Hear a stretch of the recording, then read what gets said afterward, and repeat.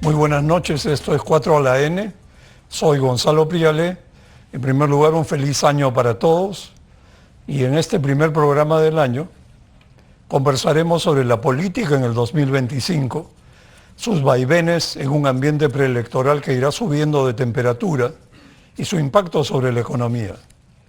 Veremos también qué nos espera con tantos candidatos en ciernes, qué herencia puede recibir el nuevo gobierno y los retos que enfrentará el país.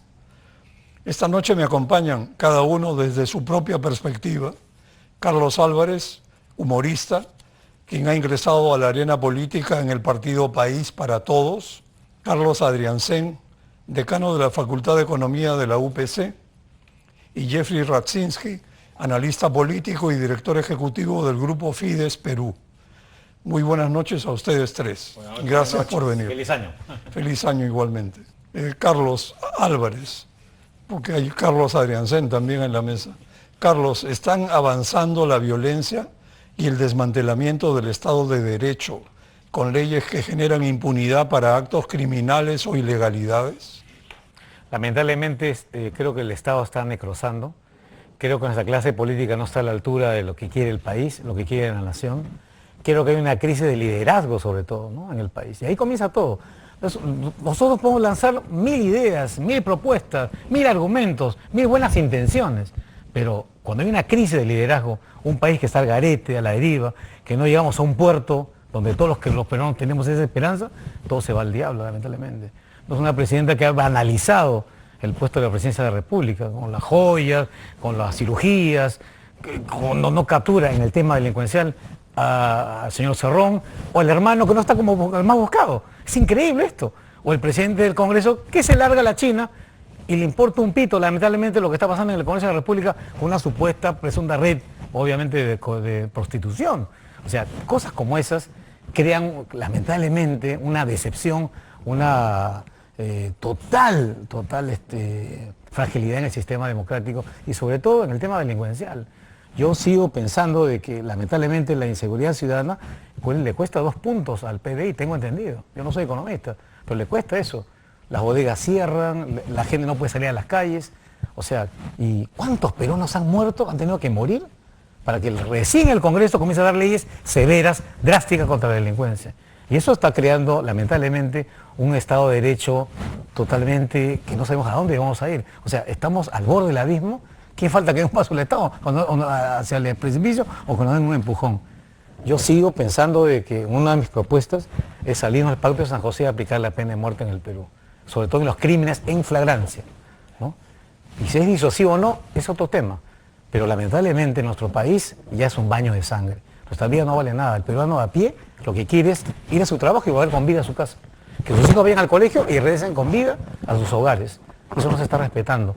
Y claro, como los congresistas o la gente de poder tiene pues seguridades, tienen policías que los cuidan, ¿qué les importará la vida de los que menos tienen, la vida de los más vulnerables? O los invisibles, ¿qué hay que hacer los visibles? Y en eso nosotros vamos a estar en esa lucha como ciudadanos siempre. Interesante, ¿no? Porque esto no es un reality show, esto es un reality shock. Realmente están pasando cosas muy duras en el país. Carlos, un panorama político informal, sin controles ni institucionalidad, aleja la inversión privada, sin la cual no habrá reactivación del empleo y la economía. Podría ser que tuviéramos por delante años con una economía letargada, pésima gestión pública, conviviendo con las fortalezas macroeconómicas de costumbre. A ver, repetimos muchas cosas en el Perú y eso es que somos un país con fortaleza macroeconómica. Y para que nosotros creamos esto nos dicen 2 cosas. La primera, somos los mejores de América Latina. Es algo así como ser campeón del fútbol peruano en la categoría profesional. Vamos a cualquier otra liga y nos empatan 5 antes del entretiempo. Hay que entender que el Perú ha perdido los fríos. Si queremos saber cuánto va a crecer la economía peruana este año, yo se lo digo muy fácil, alrededor de 2%. Porque el último año creció alrededor de 2%, casi como la población. En los últimos 5 años, alrededor de 2%. Y en los últimos 10 años, alrededor de 2%. Un poquito, punto hacia arriba, punto hacia abajo. ¿Por qué? Porque no hay inversión. Yo quisiera comenzar con una respetuosa discrepancia. La gente rica, acomodada, no le gusta que maten a la gente en la calle. No le gusta que vivir en un país sea tan violento. No invierte por eso. O sea, aquí hay un problema de servicio público. Nuestra gobernanza es un desastre.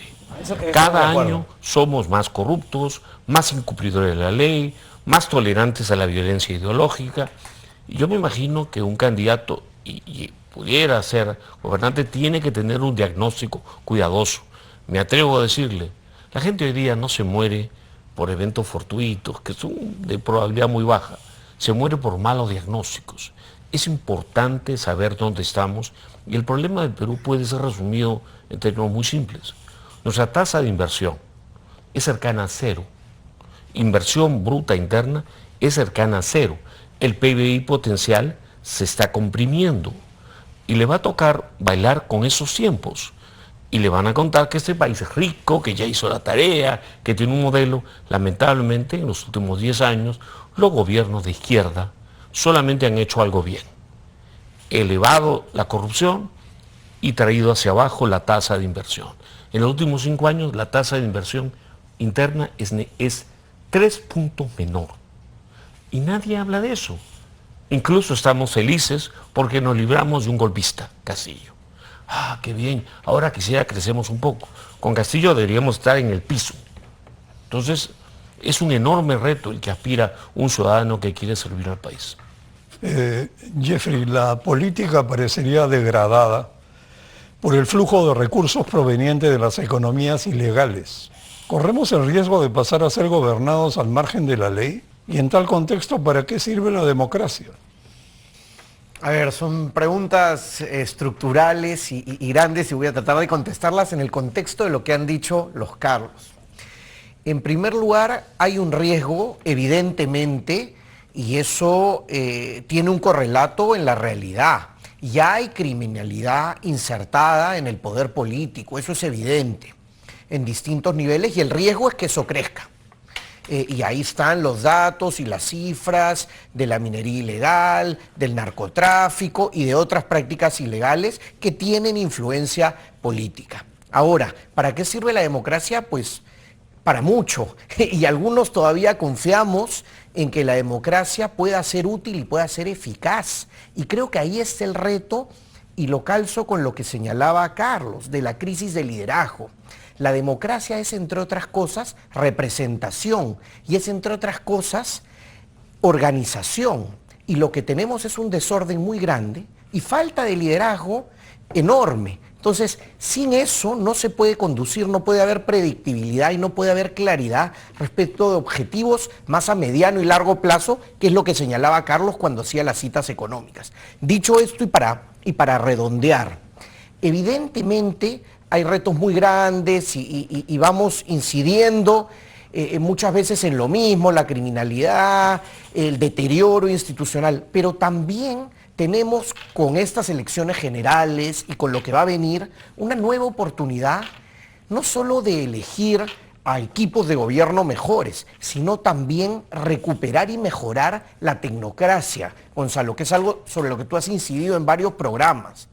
Se necesita liderazgo político, por supuesto, pero se necesita implementación y para eso también tecnócratas que acompañen a un gobierno.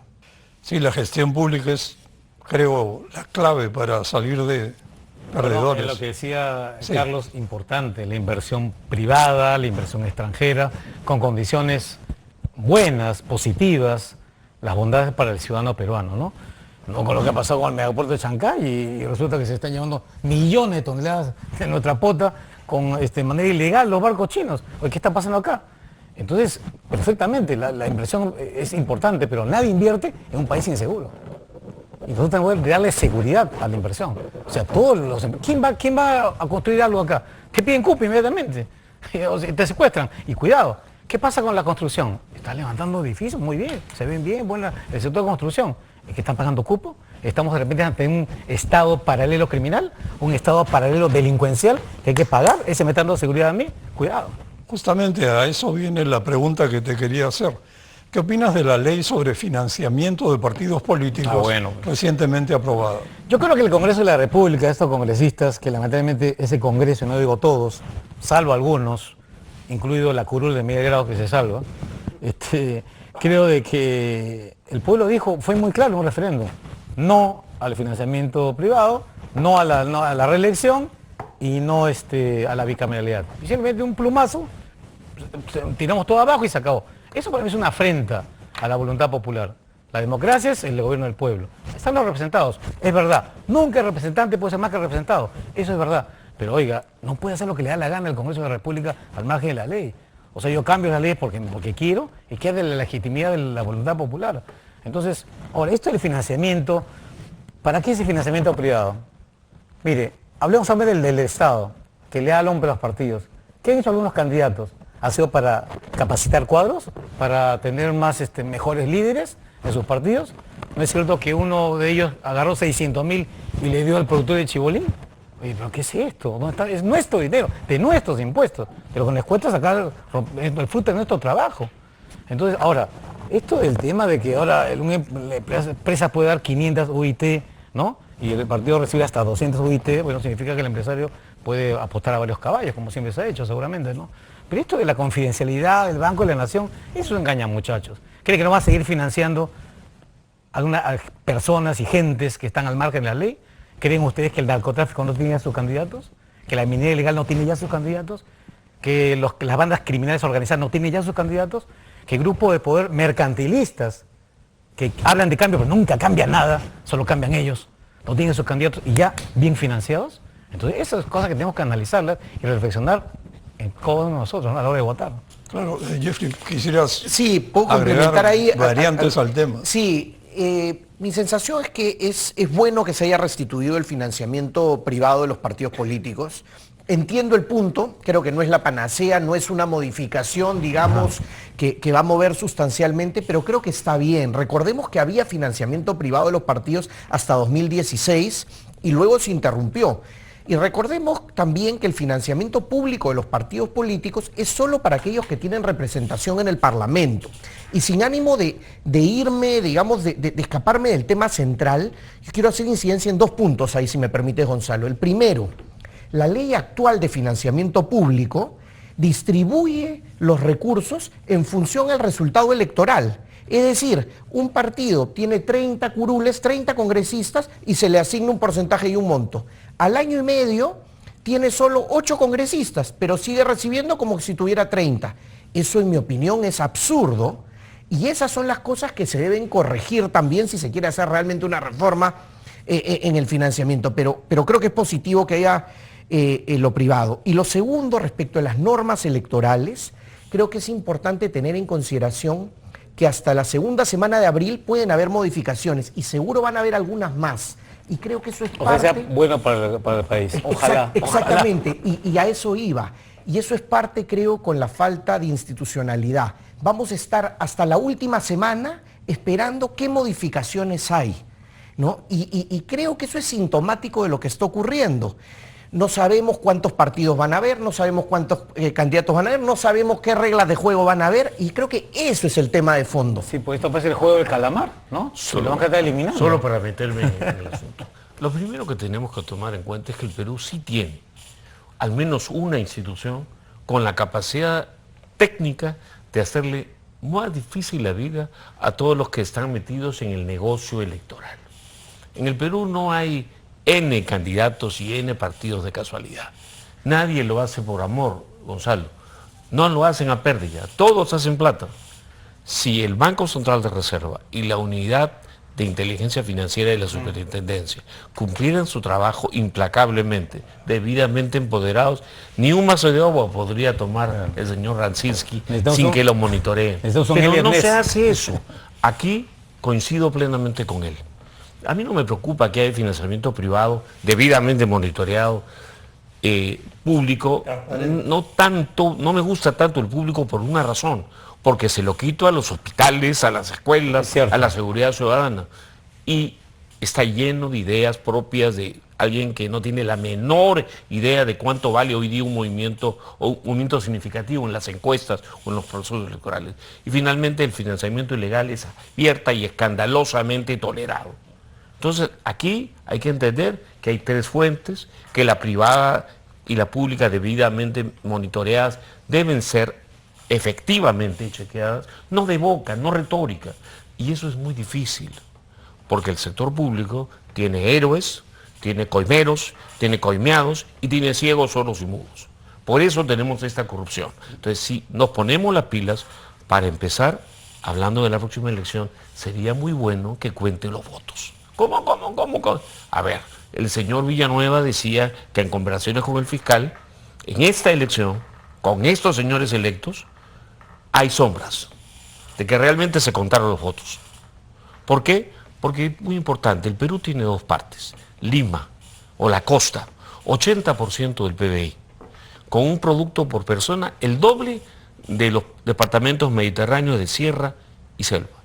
En el costa se cuentan los votos y están divididos mitad, mitad. En la sierra y selva tengo mis dudas de que cuenten los votos. Y por lo tanto, si queremos hablar de una elección, empecemos porque se cuenten los votos. Y en América Latina, en esos tiempos, hasta en Estados Unidos, en Pensilvania, hay sombras de cómo se cuentan los votos. Entonces puede ser el mejor candidato, puedes terminar ganando la elección y de repente gana Pepito por un voto. Bueno, José Stalin decía, ¿no? Entonces, No importa cuidado, quién vote, sino cuidado quién con cuenta los eso. votos. Hay que limpiar instituciones y coincido, el financiamiento privado muchas veces es la cosa más decente. Con esto termino. Acuérdate que hace poco Chávez metía toda la plata del mundo. Ese dictador hediondo de Venezuela metía toda la plata del mundo invadiendo políticamente el Perú y nadie decía nada. Incluso un expresidente dijo que vio una bolsa de $1 millón y no metió preso a todos los involucrados. Pero más allá de eso, los peruanos que valientemente aportaron por una campaña, espero que en esa elección se hayan contado los votos, hoy día están siendo perseguidos por un poder judicial que tiene un sesgo ideológico que da náuseas. Entonces hay que limpiar instituciones para que se cuenten los votos y si hay financiamiento transparente, coincido con Geoffrey, no tengo ningún problema. Yo creo que en eso coincidimos todos, como dice Gonzalo, el financiamiento transparente. Yo estoy en contra o a favor del financiamiento privado, pero cuando recordamos a Odebrecht, muy privado, ¿no? Y se levantaron millones de este país. Y eso es lo que la gente lo tiene acá. Solo te digo que he escuchado que Odebrecht en los 90 nadie sabía quién era Odebrecht. El 84 todos los peruanos sabíamos quién era Odebrecht, por Dios. Bueno, no seamos inocentes. Menos los políticos. Vamos a ir al final de este primer bloque y para concluir, Jeffrey, cambiando un poco de tema, pero siempre en la nota de pisar tierra. Con tanto candidato, es posible que en el 2026 elijamos mal nuevamente, en unas elecciones formalmente legítimas, mínimamente aceptables, con una transferencia de poder mínimamente ordenada. Y en consecuencia, tendríamos que soportar que continúe la decadencia institucional y moral del país durante el siguiente periodo presidencial. Yo creo que tenemos... Entonces, ¿estamos condenados? Yo creo que no. Yo creo que no estamos condenados. Creo que el escenario es complicado, los diagnósticos son claros respecto a riesgos, respecto a situaciones concretas que ya vivimos, pero creo que no estamos condenados. ¿Va a ser muy complicado? Por supuesto que va a ser muy complicado. Un principio fundamental de la elección, de la autonomía y la voluntad de elegir, es conocer las opciones para elegir. Materialmente es imposible, con 30 o 40 opciones, que la ciudadanía conozca esas 30 o 40 opciones, y ahí me estoy refiriendo solo a la presidencia, ni qué decir al Parlamento de la República, que lo que nos ha enseñado la experiencia más reciente, Gonzalo, y cuando hablamos del próximo proceso electoral, yo siempre pongo énfasis en el Congreso, porque lo que vemos en los últimos años, y mucho más en lo que va del gobierno de la presidenta Boluarte, es que a veces el Congreso de la República tiene más peso que el propio Palacio de Gobierno, incluso en nuestro sistema semipresidencialista. Entonces, es complicado, pero no estamos condenados, y creo que hay algunas cuestiones que todavía se pueden hacer concretamente. Uno, todavía se pueden modificar algunas normas y algunas reglas para el próximo proceso electoral. 2, según el cronograma base, entre junio y julio de este año, no me parece lo ideal en las fechas que están en la norma, pero hay espacio para alianzas formalmente, institucionalmente hablando, porque la historia nos demuestra que siempre hay alianzas posteriormente también. 3, todavía hay espacio para que el 20% de designados, como llama la ley, de invitados en las listas al Parlamento, tanto diputados como senadores, sean convocados por las organizaciones políticas. Y eso es muy importante porque si uno revisa los resultados de los últimos 4 procesos legislativos, el porcentaje de los electos es muy grande dentro de los designados invitados, porque hay figuras importantes. Entonces, ahí hay oportunidades todavía para convocar a gente valiosa a la política. Yo creo que no estamos condenados. Los condenados deben ser los delincuentes y los políticos corruptos. Muy bien, vamos a una pausa y volvemos.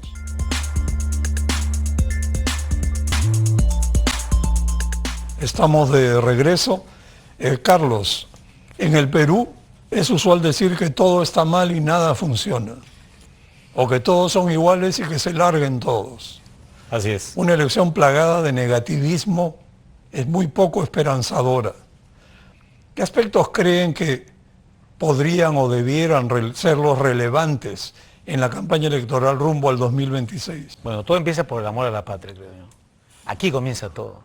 No solamente tener decisión política, voluntad política, querer hacer las cosas, saber cómo hacer las cosas y tener los pantalones para hacerlo. Pero eso pasa también por amor al país. Si yo veo solo mis intereses, llenarme los bolsillos, o que venga, ya sea quien, tal, o te apoyo, te doy, pero ya sabes, me hace tal obra, si ganas, ¿en qué estamos? Es lo mismo. ¿Financiamiento para eso? No, pues. Si yo apoyo al candidato que yo quiera o candidata que yo quiera, porque yo apuesto por el país, apuesto por la economía de mi país, quiero que le vaya bien, hasta el país, nuestro Perú está hasta geopolíticamente impresionantemente ubicado, es extraordinario lo que pasa en el Perú. Entonces no hay un negativismo, es poner el dedo en la llaga, ¿no? Si lo dijo alguna vez Manuel González Prada, si ahora salta la pus por todos lados, bueno, hay que decirlo, para que las cosas sean claras, y la gente lo tiene bien claro. La gente sabe que ya no quiere ya un candidato, una candidata más que le vuelva a engañar, a mentir. Se dice la verdad, como son las cosas. Ya eso se acabó, que al lugar que vas le dice lo que quieren escuchar. No, hay que decir lo que no quieren escuchar también. Y decirle cuánto se va a hacer y cuánto tiempo se va a hacer las obras. Y para eso yo pongo mis impuestos. Por eso me mato trabajando. Por eso es que mi lucha es frontal contra la delincuencia en el tema que quieren llevarse el fruto de mi trabajo, como muchas personas, con la extorsión. Con respecto al tema de... No al negativismo, yo creo de que nuestro país tiene mucho para dar y hay que levantar esa esperanza que el Perú tiene que ser primero en todo otra vez. Primero en el cobre, primero en la exportación de Conarando, que es nuestro oro azul, etc. Tenemos tantas cosas buenas para hacer en nuestro país, pero hay cosas que desalientan. Hoy día una noticia de esta semana, llega la información de salud, 109.000 recetas no atendidas de Padome, nuestros abuelos, nuestros adultos mayores. Más de 8 millones de medicamentos que no se han repartido. Y yo me pregunto, esos adultos mayores, ¿a cuántos de ellos ya avanzó su enfermedad? ¿A cuántos de ellos ya han fallecido? Eso no es un tema de humanidad también. Es un tema de empatía. Es un tema de querer a tu prójimo, a tu compatriota, de atenderlo. O sea, y eso no puede ser. Y allí no solamente es incapacidad ni pésima gestión, hay un tema también de corrupción. Y eso tiene que ser castigado. La gente no quiere más impunidad. Muy bien. Carlos, vamos al tema económico y, a ver, explícanos, ¿cuándo comenzó la involución de la economía? Y ya que estamos hablando de posibles temas de campaña electoral, ¿crees que relanzar o actualizar el modelo económico podría ser uno de esos temas? Quizá voy a tratar de ser lo más apegado a una perspectiva. El Perú es abandonado por los españoles hace 2 siglos. Eso de los libertadores es una historia, una narrativa muy aceptada, de ficción, pero vinieron un par de mercenarios y terminaron con el último reducto del virreinato español y los españoles abandonaron el Perú. Tuvimos un año, una centuria, en donde todo el mundo saqueaba, se llamaban caudillos. El país entró en derrumbe de cerca de un 40% en la más optimista de las proyecciones del Producto Norteamericano, bajamos a 20 en la guerra con Chile, nos fue de perros. Y para hacerla corta, después de aplicar las recetas de los mercantilistas latinoamericanos, Previs y compañía, A fines de 1990 tratamos de cambiar de rumbo. ¿Qué habíamos hecho todo este tiempo? Un solo de socialismo y mercantilismo, donde la corrupción y el debilitamiento institucional era la norma. En los 90 se intenta hacer una reforma, se recuperan hasta 5 puntos del PBI norteamericano, se triplica el producto por persona. Desde entonces, hace 10 años, comenzamos el declive nuevamente. Estamos transitando hacia gobierno que le distribuyen utilidades a los mercaderes, mercantilistas, y socialistas que tratan de manejar la economía mejor que el pueblo. Todo eso es opresión. Los niveles de libertad política y económica en el Perú se han derrumbado, de la mano con su calidad institucional. O sea, no es casual que no haya inversión en el Perú hoy día, o sea, relativamente baja, debería estar en 40, está en 18%, y todos nos hemos acostumbrado a esto, y creemos que las únicas recetas son o socialistas, que son los grandes huecos, o mercantilista, moderado, que tampoco disparan el país. Necesitamos entender, después de 2 siglos, que estas dos ideas, el mercantilismo, el darle plata al amiguito, el ayudar a la empresa, no funciona, y el socialismo, miren a Venezuela, miren a Chile ahora, que está comenzando a caminar hacia allá, entendamos, tenemos que devolverle a la gente su libertad. Solo una idea, la democracia persigue el ideal de libertad. No es elecciones limpias solamente, sino que el presidente, como dice Ricker, no puede oprimir, no puede abusar. Si termina siendo además un buen candidato y ganas, te conviertes en gobernante. A mí me gustaría saber cómo vas a gobernar para revertir esta situación y comenzar a crecer. No se trata de ser un tipo simpático. No se trata de creerse la que somos ricos. El Perú es el 0.2% de la economía mundial. Somos un error. El producto per cápita de un peruano hoy día es 8% del PIB norteamericano. Somos una maravilla en comparación a Colombia, pero estamos estancados. Entonces, ¿qué va a hacer el próximo gobernante por hacer que este país crezca y supere ese punto de inflexión? Sí, los gobiernos de Humala, de Vizcarra, de Sagasti, con su pañoleta y toda muy bonita, de Castillo, nos han hundido. Hay 3 millones de pobres más después de la pandemia. No crecemos y creemos que estamos muy bien y que vamos a crecer de casualidad. Yo quiero ver los candidatos que me digan qué van a hacer. El arquitecto Belaúnde, a quien cito hoy, era un hombre honesto, lleno de esperanza, pero tal vez no estaba capacitado para gobernar. Quiero ver gente capacitada en gobernar. Vamos a hablar de esto un poco más adelante nuevamente. Jeffrey, mencionaste fechas claves. Efectivamente, en el año que vivimos hay, yo diría, 3 fechas o periodos claves para la estabilidad política y el futuro.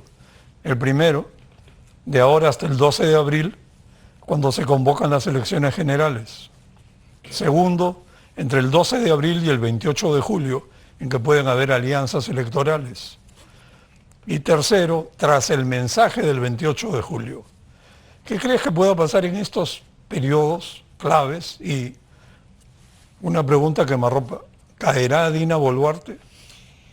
A ver, en estos 3 periodos de tiempo con los que has dividido el 2025, creo que hay 2 definiciones importantes. La primera es la definición de candidaturas, que se va a dar en distintas etapas. Y la segunda, efectivamente, es el desenlace de este gobierno tan impopular. Nunca en la historia del Perú tuvimos un gobierno con tanta desaprobación. No significa que sea el peor gobierno de la historia, pero es el gobierno más repudiado por la ciudadanía. Entonces, si va a caer o no, pues no lo podemos saber, pero en todo caso yo creo que hay una probabilidad relativamente importante que caiga con posterioridad, evidentemente, a la convocatoria de elecciones.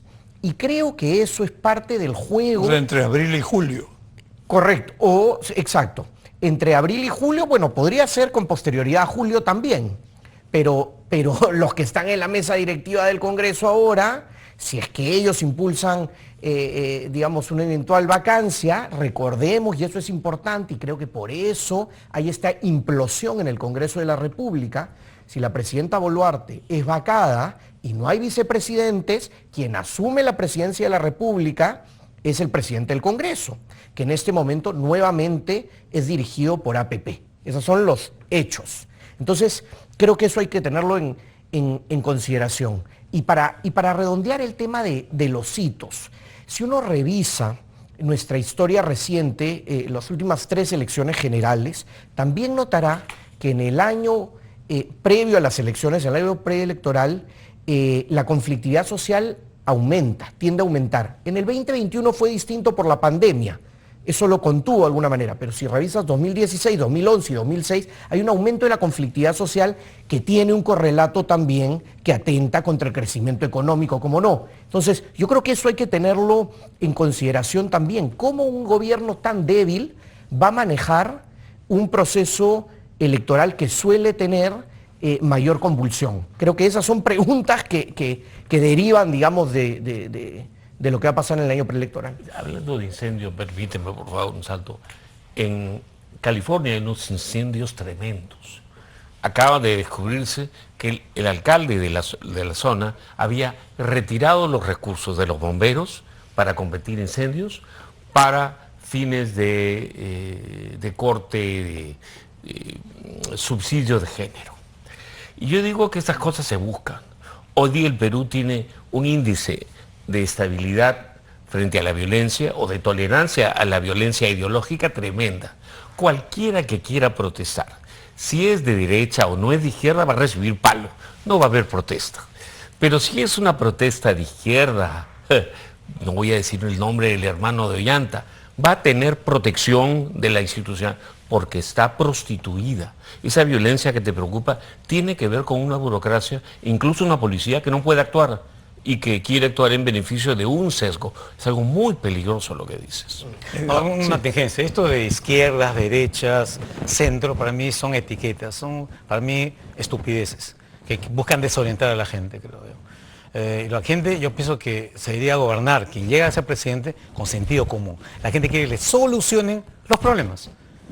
Me preocupa los que menos tienen. Ah, soy de izquierda, quiero inversión privada, quiero inversión extranjera, por supuesto. La gente quiere soluciones, nada, punto, eso se trata. Y no se trata de llegar a ser presidente que sea más simpático o el más gracioso, de eso no se trata. Pero muchos de los presidentes que han llegado más capacitados, todos están presos por ladrones. ¿Puedo responder? Soy profesor. Brevemente, sí, porque tenemos que... La izquierda y la derecha se definen. Todos dicen que son o de izquierda o de derecha, pero tú puedes ver en función a las ideas de cada quien que, por ejemplo, algunos son más partidarios a la libertad de las personas y a que no abusen con el pueblo, y otros son más partidarios a la opresión, como Chávez, bueno, como en Cuba. Sí, eso es izquierda y derecha, sí existe, y aunque te parezca una estupidez, los indicadores de izquierda se asocian a más corrupción, menor crecimiento, menor inversión. Es más, te deseo que no seas un candidato de izquierda. Que ojalá que seas un candidato que defienda al pueblo. No, ideas. Las ideas sí, ideas fuerza, líneas maestras, claro, que perduren en el tiempo. Disculpa, pero ese es mi tema. De acuerdo, avancemos. Carlos, se perfila un panorama electoral muy complicado con docenas de candidaturas. Así es. La reforma política del 2019 condujo a este desastre. Dicen que si hubieran funcionado las PASO, sería distinto. Pero el hecho es que las PASO no funcionaron y estamos como estamos. ¿Tú crees posible, Carlos, o conveniente que se constituyan alianzas electorales? Yo pienso que los candidatos o candidatas que se presenten para los 3 niveles de gobierno, alcalde, gobernador, presidente, incluso los congresistas, o diputados o senadores en este caso, la principal alianza que deben tener es con la verdad, con la honestidad, con el trabajo, ¿no? Y sobre todo, no mintiéndole a la gente. Lamentablemente estamos en una clase política llena de sinvergüenzas, impresentables, gente que no tiene ninguna credibilidad y la gente ya no aguanta más esto. Quiere un punto de que envía una situación que damos un golpe de timón a este país. Si no, vamos a acabar con el Titanic. Entonces, este país no merece eso. Creo de que tenemos que comenzar a construir, a refundar el país en democracia, sin violencia y bajo el imperio de la ley. Aquí nadie respeta la ley, como dice Carlos. Todo el mundo hace lo que le da la gana y no pasa nada. Impunidad total. El Perú está tan podrido como la comida de Coliguarma que se le dan a los niños. Y el ministro está ahí bien sentado. No pasó nada, porque estoy amarrado, Palacio con el Congreso. ¿Hay derecho a eso? Eso a mí sí me duele. Esto es muy al margen de izquierdas, derechas y centros o ideologías. A veces algo concreto. Yo he viajado a Cruz Conga, allí en Cajamarca, al colegio donde los niños estaban ahí, todos envenenados, con carne de caballo, con avena con hongo. Yo fui ahí y vi la realidad de los niños. ¿Y sabe por qué los tratan así a los niños? Porque los niños no votan. Y eso a mí me duele como ciudadano. Eso tiene que cambiar. Y eso parte de la voluntad y el amor al país. Ideas concretas, propuestas. Es verdad. No se puede crear riqueza de qué. Como funciona el socialismo del siglo XXI, que eso sí una brutalidad, una estupidez. Por supuesto que no. Eso es una verdad de perogrullo. Pero lo importante aquí es tener la voluntad y la decisión política de hacer bien las cosas por la gente. Y con un gran equipo, honesto y capaz. Jeffrey, Carlos Meléndez, un brillante politólogo, dice que en el Perú el problema es que nuestras clases medias son informales con plata. Una lumpenburguesía con bancadas y representantes en el Congreso a la que no le incomoda un Estado corrupto que no brinda servicios. Sí, total, ellos no pagan impuestos. El tema es cómo se vinculan los partidos a estos grupos informales e ilegales con plata y qué nexos se establecen. ¿Cuál es el toma y daca? A ver, en primer lugar, tener en consideración que la mayoría de organizaciones políticas son meros vehículos electorales y que cuando culmine el 2026, la gran mayoría va a desaparecer porque no va a pasar la valla electoral. Entonces, llamarlos partidos políticos ya es un eufemismo en la mayoría de los casos. Estas organizaciones que lo que buscan es candidatear, porque el negocio de algunos es simplemente postular, así de perverso. Muchos no, evidentemente, pero yo creo que hay que partir por esa premisa. La segunda premisa es que, digamos, en la organización política hay un concepto base que es la representación. Cuando uno revise el Latinobarómetro, estas encuestas comparadas de países de la región, encontrará que Perú está en la cola de representación política. La gente no se siente representada. En último lugar. Correcto. Sobre Haití. Correcto. No se siente representada por sus autoridades. Y tampoco siente que la democracia es efectiva. Y aquí te respondo. Pero eso puede variar. Si uno revisa los datos y ve, por ejemplo, Uruguay o El Salvador, verá, Uruguay se ha mantenido durante mucho tiempo y El Salvador tenía cifras pésimas hace algunos años y ahora la gente siente.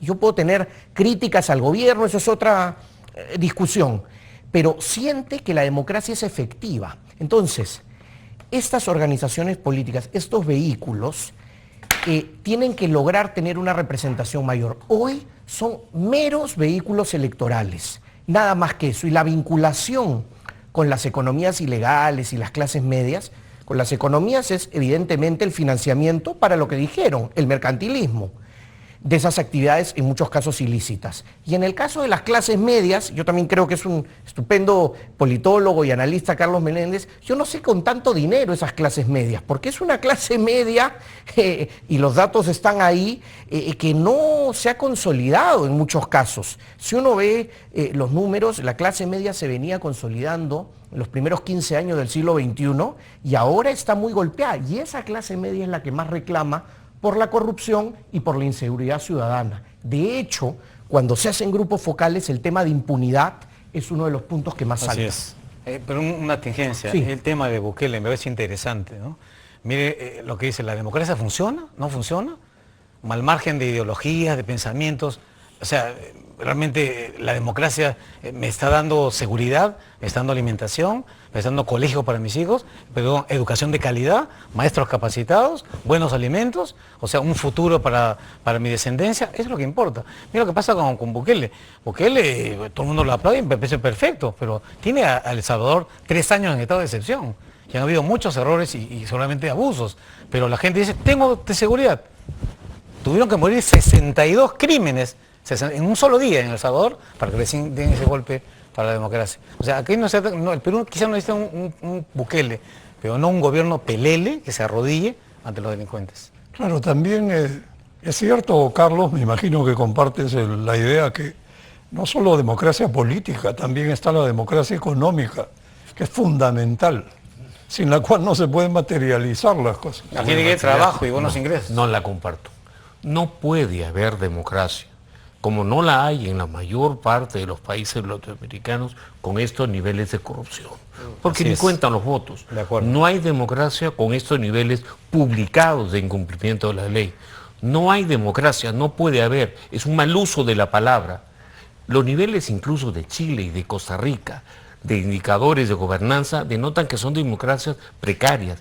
Perú, Bolivia, tienen niveles de calidad de gobernanza estatal que garanticen que aquí hay cualquier cosa menos democracia. El ideal de la democracia implica libertades plenas para el ciudadano, políticas y económicas, con restricciones para que el gobernante no pueda robar y abusar. Y esto no hay en el país. Hablamos de democracia. En Venezuela, Maduro se llama demócrata. En Cuba, los cubanos. Sí, y de democracia no tienen nada. Son regímenes totalitarios, corruptos, y acá en el Perú muchos de los candidatos que pasan por el formato de una elección te dicen que son candidatos democráticos. No dije Antauro, ¿eh? No dije. Ya. Pero me refiero a que la democracia económica implica igualdad de oportunidades Así es. para salir de la pobreza. Eso es lo importante. El Que le den problema- oportunidades a la no- juventud. Igualdad ante la ley. Se han ido No más hay de un cuerdas millón de separadas, jóvenes. no hay cuerdas Gonzalo. separadas. La libertad económica, los índices de libertad económica son menos importantes en términos de crecimiento que los índices de libertad política, derechos civiles, data. Esto no es una opinión. Entonces, los dos importan. Tu pregunta tiene ese lado sesudo, inteligente. La democracia importa económica y políticamente. No hay democracia sin libertad económica. Muy bien, vamos a una pausa y volvemos.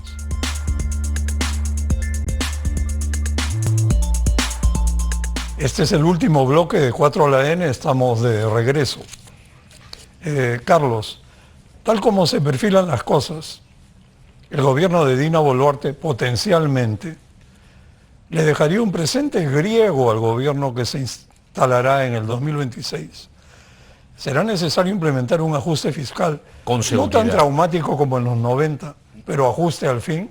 A ver, si el nuevo gobernante es un gobernante que ama el Perú y que tiene nociones de qué hacer, le va a tocar limpiar la brecha fiscal, que va a ser un ajuste de proporciones. Si no lo hace, tendremos un Alan 1 de nuevo con todo lo que implicó después.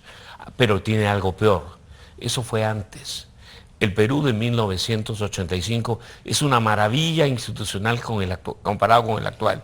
El actual apesta. Es decir, si el señor Álvarez termina siendo el futuro presidente del Perú, va a tener que atacar frontalmente la corrupción, cerrar instituciones que no funcionan, hacer cumplir la ley. Un país que no cruza la calle por el crucero peatonal va a ser odiado. ¿Querrá él enfrentarse a la tarea de hacer un Perú en el futuro, en lugar de ser otros de esos que buscan ser populares o como Dina, llegar a la fecha de la próxima elección? Es una gran pregunta. Bueno, hablando... En lo que me toca, yo no soy candidato, nada, yo soy un Yo sé. afiliado al partido, pero como ciudadano tengo expectativas, digo lo que pienso y hago lo que digo. Y eso es lo que no hacen los políticos. Girando alrededor de eso mismo, Carlos,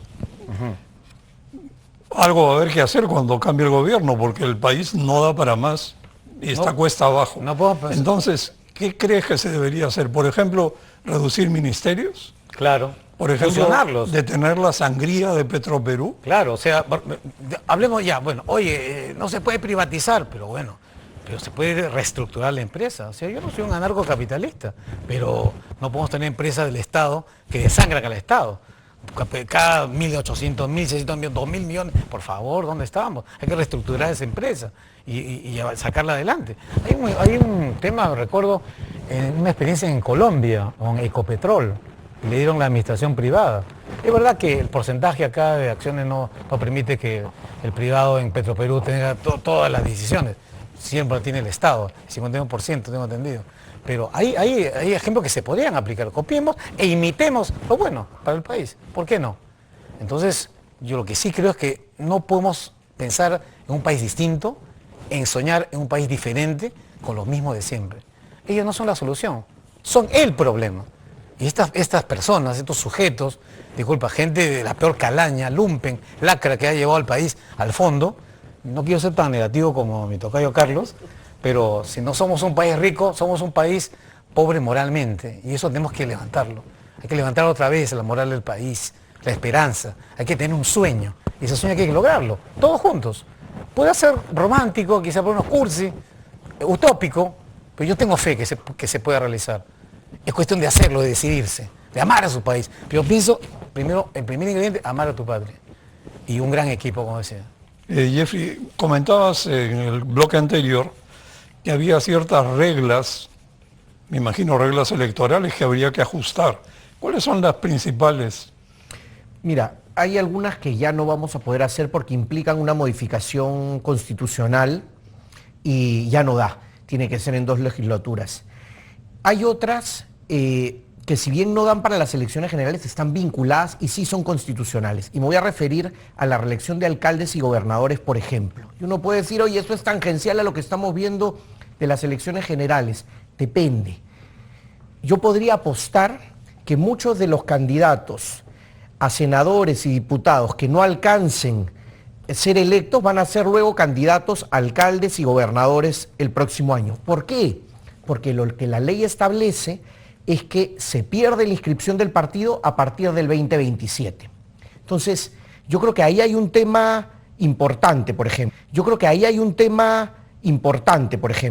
Y creo que se ha restituido la reelección, la posibilidad de reelección de los congresistas, que por más repudio que generen, creo que es algo positivo y creo que se debería hacer lo mismo con alcaldes y gobernadores. Eso es un tema que todavía se puede aprobar. Y concretamente para las elecciones el tema es que se pueden modificar algunas leyes, lo del financiamiento privado, yo sí creo que se tienen que ajustar algunas cosas. Creo que como está la norma en este momento, cualquiera puede constituir una empresa y hacer un aporte el día de mañana y va a ser simplemente la fachada para que las economías ilegales ahora lo hagan de manera institucional, entre comillas. Entonces, se lavan dinero. Creo que toca pulir las normas que ya están y sobre todo creo que todavía se puede promover que hayan menos candidaturas. Es inviable que los ciudadanos podamos elegir entre tantas opciones. No nos vamos a poder ni enterar de quiénes son los candidatos. Imagínense un debate de esos que se arman entre una teletón. a cada uno 15 segundos para la que franja digan, electoral entre 40. O sea. hola y chao. Va a ser una faja electoral, ¿no? ¿Permites decir algo? Mira, yo ya vi muchas películas. Futuro diferente. Honradez, tecnología y sí. trabajo. La honradez hace la diferencia. Crecimiento con equidad. Y nos contaron que los chanchos vuelan. Yo soy economista y digo lo que puedo decir. No digo positivo, no digo negativo, digo lo que es. No le tiene que gustar a la gente eso. No soy negativo, pero pan, pan, vino, vino. Palabritas bonitas no sirven. Es importante saber, cuando uno aspira a un puesto público, los retos concretos. Y la realidad no siempre es tan linda. No somos ricos, no hemos sembrado, la inversión está estancada. El próximo que llegue tiene que tener un buen diagnóstico. Un mal diagnóstico, por más que tengas esperanza y buenas intenciones, es suicida. No lo hagas. Escucha. Y si te parecen feas las cifras, hay que trabajar para mejorarlas. Hay que sembrar. Hay que sembrar. Sí, recuerdo que John Kennedy dijo, no solucionaré los problemas de Estados Unidos en 4 años. Comencemos. De eso se trata, comenzar. Pero con esperanza. Sí, y una acotación ahí, ¿no? Porque sembrar y establecer los lineamientos se requiere equipo, lo mencionaste. Claro. Gente nueva. Hablamos ya honesta. del primer siglo republicano con los caudillos, ¿no? Y lo que sucede es que se necesita un equipo y se necesita sobre todo, y perdonan que insiste con esto, convocar ese 20% de designados en las listas al Parlamento es fundamental. El Congreso va a tener incluso más poder del que tiene hoy. El Senado va a tener funciones y competencias muy grandes, no solo en la designación de funcionarios. No va a poder ser disuelto, a diferencia de la Cámara Baja. Va a poder, una vez que una norma dicen que no vuelve a la Cámara Baja como era en el bicameralismo anterior en el Perú. O sea, hay una serie de modificaciones que le dan mucho peso al próximo Senado. Esas 60 personas van a tener un peso altísimo y muchos van a salir de los designados en las organizaciones políticas. Solo un comentario. Muchos de los electos, digo. En los equipos, yo te deseo gente que te diga no. Y en el Congreso, mucha oposición. Lo último que requiere este país es un gobernante con mayoría congresal. Fíjate cómo nos ha ido con los gobiernos con mayoría congresal. Y ahora con esta coalición que gobierna por encima de la señora Díaz. Pero Dina no tiene mayoría ni Pero minoría. tiene 3 grupos Pero que la es mantienen peor todavía. y la tienen aquí en la manito. Claro, pero está, claro, está... El Ellos Congreso, gobiernan. claro, Congreso gobierna. Así Bueno, que el no, Estado el Estado hay que ajustarlo, hay que bajar impuestos, Liderazgo. gasto público, dinamizar la dijiste. economía y que inviertan en el país. Pero no podemos permitir también, si tenemos un Congreso también que sea opositor, pero no obstruccionista, que destruya las buenas intenciones de quien quiera gobernar, vamos a llegar a lo mismo. hay que Por favor, entonces, ¿qué vamos a hacer con el país? No se pase ningún cambio estructural con un Congreso que está al otro lado de la Lo orilla. tienes que convencer. Hay que marcar una línea. no ¿De qué lado estás? No puedes quebrar la separación de poderes. Eso lo hizo Castillo. No. Si te toca el Congreso que te toca, con él tienes que gobernar. Aunque sea más difícil. Eso es un líder. El líder es uno que convence, no uno que hace un golpe de Estado y disuelve el Congreso. No, eso no. Ya Eso es Vizcarra antidemocrático. fue un desastre. Así es, pero la gente tiene que elegir mejor, pues. Claro. Después no te quejes, no reclames, Y que no cuenten protestes, los votos. no salgas a las calles. Hay que elegir mejor. Y que los partidos no nos pongan pues delincuentes en las listas. Así Eso. es. Eso. Bueno, tenemos muy pocos minutos y para terminar, yo le pediría a cada uno de ustedes que en un breve tiempo, 1 minuto, traten de decir sus palabras finales. Jeffrey. A ver, yo diría como 3 reflexiones muy cortas. La primera es que en este año preelectoral se van a definir las candidaturas y todavía hay tiempo para que las organizaciones políticas convoquen a profesionales, a políticos con trayectoria, con honestidad, con rigor y mejorar en algo, porque esto no cambia de un día para otro. Hoy tenemos una pésima representación política y la burocracia estatal se ha deteriorado mucho. Yo creo que con Castillo llegó al peor nivel de lo que iba el siglo XXI y eso todavía no se ha recuperado. Y no es que hace 15 años era la gran cosa. Entonces, eso es lo primero. Lo segundo, muy breve, la vocación por las alianzas y la vocación por proyectos que puedan unificar, por reconocer que si gana uno, que gana otro, hay elementos comunes, porque si no va a ser inviable. Más allá de mayorías o minorías en el Congreso, no pueden haber 15 grupos, no pueden haber como ahora tantos congresistas, perdóname, y ahí hay una modificación a las normas que se puede hacer, que en menos de 4 años en este Congreso hay algunos parlamentarios que ya pasaron por 3 bancadas. Es una vergüenza, pues. Así no se puede hacer política. Jeffrey, hay que desaforar Entonces, a los por ahí va mi corruptos. Que los reflexión. voten. ¿Qué omisión de ética, señor? Pero no hay Qué ni marco normativo para sancionarlos. Terrible. Carlos, por favor, tus palabras Yo finales. pondría 3 puntos. Primero, es fundamental limpiar quién aparece de acuerdo a la legislación vigente en campaña. Si aparecen candidatos con financiamiento raro, eso debería ser depurado rapidito, no ideológicamente, con las sombras del pasado. En segundo lugar, es importante que los partidos se aseguren de que los votos se cuentan. Hay gente que cree que los votos se cuentan en los departamentos mediterráneos. Yo sospecho que no se cuentan. Y sería bueno que la voluntad popular prevalezca. Y finalmente va para el elector. Señores, ustedes no están eligiendo candidatos, están eligiendo gobernantes. Y los gobernantes van a encontrar un país un poquito chamuscado. Entonces, pregúntenle, ¿cómo vas a gobernar? Y ahí vas a ver si es un buen candidato solamente o un buen gobernante. Carlos, por favor. Así es. Una cosa es ser candidato, otra cosa es ser estadista. Es lo que hemos tenido en este país. Sigo en el tema de la seguridad ciudadana. Creo que nadie invierte en un país inseguro. Creo que nos está costando muchísimo salir adelante por el tema de la criminalidad y hay que combatir el fuego criminal con el fuego de la democracia y de la ley. Ya debatiremos algún momento el tema de la pena de muerte. Y aunque no soy político tradicional, permítanme robarles unos segundos de tiempo. Mire, hay un padrón de requisitoriados en la policía. Eso lo manejan 500 policías. Yo me pregunto, ¿por qué no tomamos una medida radical? Digamos, un toque de queda de 24 o 48 horas y vamos por ese padrón de requisitoriados. ¿Por qué la Fuerza Armada, los policías tienen que estar en la calle pidiendo DNI? ¿Qué es eso? O sea, ¿de qué diablos vamos a hacer los estados de emergencia? Para nada. Ahí están los requisitoriados. Hay un padrón donde hay cientos de requisitoriados y la policía sabe dónde están. Hay que tomar una medida radical, fuerte, severa, para acabar con la criminalidad en nuestro país.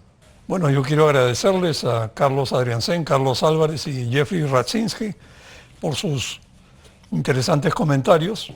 Para terminar, yo diría que básicamente me parece que sería mejor mantener la estabilidad en el 2025. Después de todo, los presidentes no son palitroques. Luego, construir consensos en torno a agendas mínimas para el desarrollo del país y construir, si es posible, alianzas electorales programáticas. Y finalmente, mantener el optimismo, como señaló Carlos Álvarez, y poner el hombro para salir adelante. Muy buenas noches, muchas gracias a ustedes tres. Gracias. Buenas noches. Gracias.